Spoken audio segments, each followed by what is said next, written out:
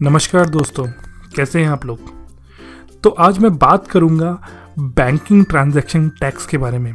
और इसमें काफ़ी इंटरेस्ट आ गया है लोगों का ये जानने के लिए कि ये क्या है।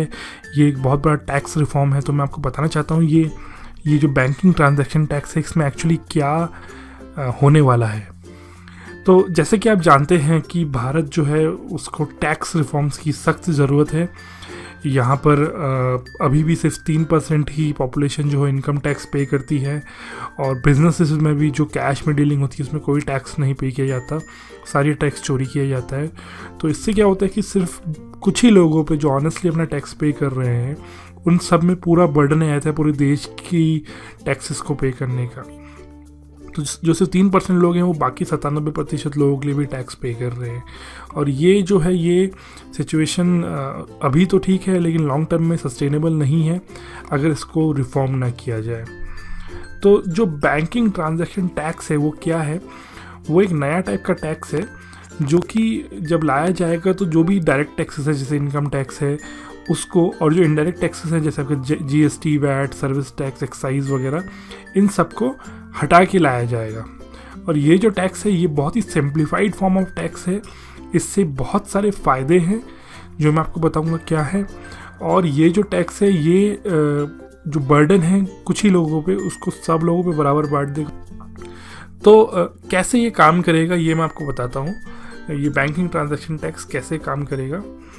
तो सबसे पहला स्टेप जो होगा इसका वो ये है कि जो एग्जिस्टिंग टैक्स सिस्टम है, जो आपका इनडायरेक्ट टैक्सेस है और इनकम टैक्स है, जो डायरेक्ट इनडायरेक्ट दोनों टैक्सेस हैं उसको विड्रॉ कर लिया जाएगा। मतलब वो दोनों टैक्स आपसे लेने बंद कर दिए जाएंगे और उसकी जगह एक नया ट्रांजैक्शन टैक्स लाया जाएगा जो कि अगर बैंक में कोई भी पैसा डाला जाता है किसी दूसरे अकाउंट से या कहीं से भी, अगर बैंक के अकाउंट में पैसा आता है तो अंदर आते हुए पैसे पे एक फ्लैट टैक्स पड़ेगा।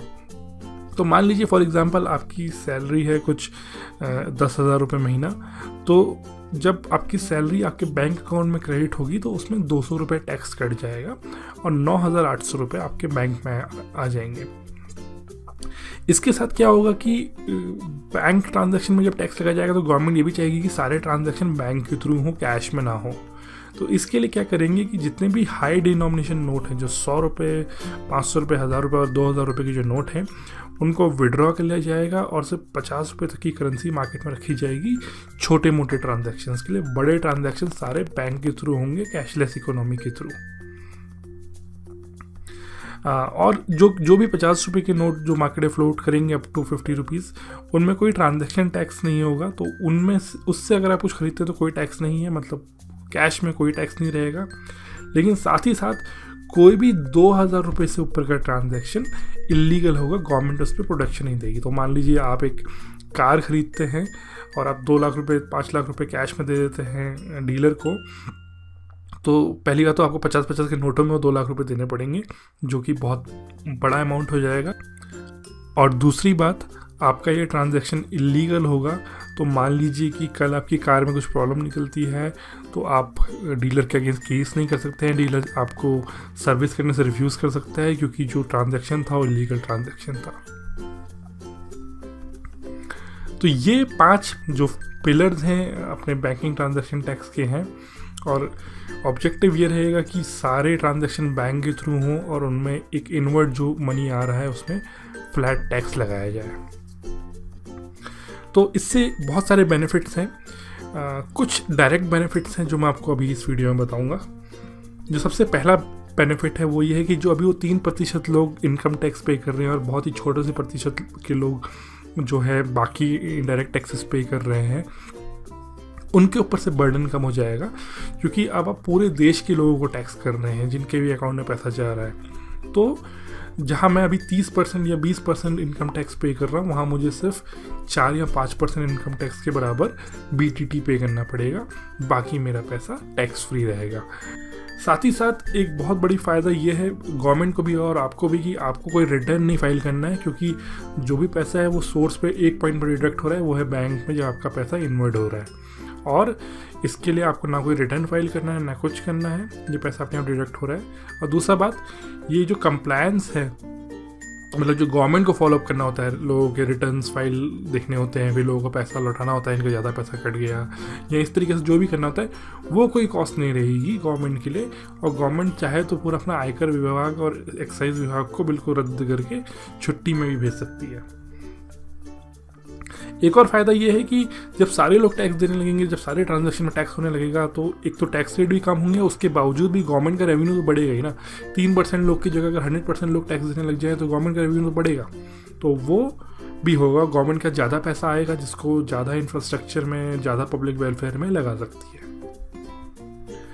इकोनॉमी भी थोड़ी ट्रांसपेरेंट हो जाएगी इससे। मैं आपको उदाहरण देता हूँ, जब आज मेरे को मान लीजिए 20% टैक्स देना पड़ रहा है, कल मेरे को अगर वही टैक्स सिर्फ 3% देना पड़े तो मेरे को भी उतनी दिक्कत नहीं होगी, मेरे को भी इतना बुरा नहीं लगेगा 3% पैसा देने में। और मुझे पता है हैसल फ्री है, मुझे बस बैंक में आके पैसा जमा करना है और अपने आप जो है मेरा टैक्स वहाँ पर कट जाएगा। तो मेरे लिए कोई इशू नहीं है कि मेरे को कोई फॉर्म बनाने हैं या कुछ क्या कहते हैं अकाउंट बुक मैनेज करनी है, वो सब मुझे कुछ नहीं करना है। और ना ही मुझे कोई रिटर्न फाइल करना है, और ना ही पैसा इतना ज़्यादा है कि मुझे वो पे करने में दुख होगा। इसके अलावा एक बहुत बड़ा फ़ायदा ये है कि अगर आपके इनडायरेक्ट टैक्सेस सारे निकल गए, अगर आपका GST वैट वगैरह निकल गया, तो सारी कमोडिटीज़ आपकी सस्ती हो जाएंगी। मतलब दाल में 5% टैक्स होता है और कार में 40% टैक्स होता है, तो दाल जो है वो 5 रुपये सस्ती हो जाएगी, 100 रुपये किलो जो दाल बिक रही है, और जो कार 5 लाख रुपए की बिक रही है वो आप 3 लाख रुपए में खरीद पाएंगे। इसके अलावा एक और फ़ायदा ये है कि क्योंकि सारा पैसा जो है वो बैंकों के पास रहेगा, प्लास्टिक में रहेगा, मार्केट में पैसा नहीं रहेगा, तो बैंक के पास हमेशा कैश फ्लो बहुत ज़्यादा होगा। सारे बैंकों के पास बहुत सारा पैसा पड़ा रहेगा, तो पैसा पड़ा रहेगा तो उनके पास लोन देने के लिए भी ज़्यादा पैसा होगा, और लोन देने के लिए ज़्यादा पैसा होगा तो लोन के रेट कम होंगे। साथ ही साथ एक रीज़न जो है कि महंगे लोन इंडिया में हैं, 10% से 16% के लोन इसलिए हैं क्योंकि इंडिया में लोगों की क्रेडिट हिस्ट्री नहीं होती है, और जब आपकी क्रेडिट हिस्ट्री नहीं होती है तो नॉर्मली आपको लोन महंगा मिलता है। तो अगर आपके क्रेडिट हिस्ट्री होगी, क्योंकि अगर बैंक में ट्रांजैक्शन करने लग गए, अगर हर कोई जो है बैंक में उसका अकाउंट है और बैंक में ट्रांजैक्शन कर रहा है, तो उसकी क्रेडिट हिस्ट्री आ जाएगी, और क्रेडिट हिस्ट्री आने से लोन की परसेंटेज भी लोगों को सस्ती मिलेगी। एक और फ़ायदा ये है कि जैसे सारी कमोडिटी सस्ती होंगी वैसे रियल एस्टेट के प्राइस भी गिरेंगे। पहली बात तो जो रियल एस्टेट में अभी आप वैट पे करते हैं, सर्विस टैक्स पे करते हैं, वो आपको नहीं पे करना पड़ेगा, तो ऑलरेडी आपका मकान जो है वो 10-15 लाख रुपए सस्ता हो जाएगा।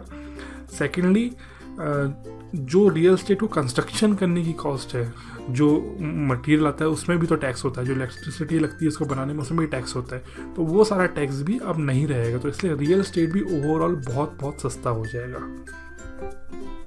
और लास्ट और बहुत इम्पॉर्टेंट फ़ायदा इससे है कि जो हमारी पैरेलल इकोनॉमी है, जो अंडरवर्ल्ड इकोनॉमी है, जहाँ पर क्रिमिनल्स हैं, जहाँ पर टेररिस्ट हैं, जो कैश से फंडिंग करते हैं अपनी एक्टिविटीज़ की, जो ड्रग डीलर्स हैं, जो एब्डक्टर्स हैं, जो ऑर्गन डीलर्स हैं, जहाँ सारा काम कैश में होता है, वो काम इससे बंद हो जाएगा क्योंकि इकोनॉमी हमारी कैशलेस हो जाएगी और सारा पैसा वाइट हो जाएगा। तो ये बेनिफिट्स हैं BTT के। मुझे लगता है कि ये वीडियो आपके लिए फ़ायदेमंद रहा होगा, आपको इंट्रोड्यूस करने के लिए कि BTT के क्या फ़ायदे हैं। उम्मीद करता हूँ गवर्नमेंट शीघ्र ही इसको लगाएगी। और धन्यवाद मेरी वीडियोस को देखने के लिए। अगर पसंद आए तो प्लीज़ चैनल को सब्सक्राइब कीजिए, वीडियो को लाइक कीजिए, अपने दोस्तों के साथ शेयर कीजिए।